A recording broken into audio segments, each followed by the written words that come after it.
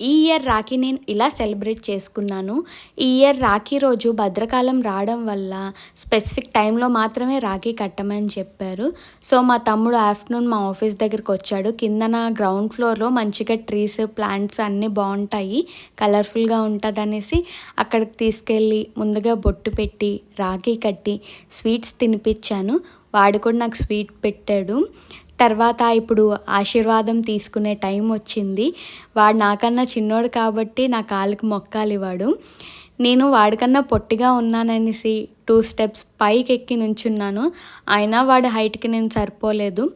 So నా దగ్గర blessings తీసుకున్నాడు. హార్ట్ఫుల్గా ఆశీర్వదించాను. మనీ ఇస్తాను తీసుకో అని అనేసి అంటున్నాడు.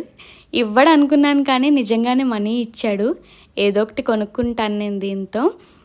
ఫొటోస్ తీసుకున్నాము. Happy Rakshabandhan. Do subscribe to life of మగువా.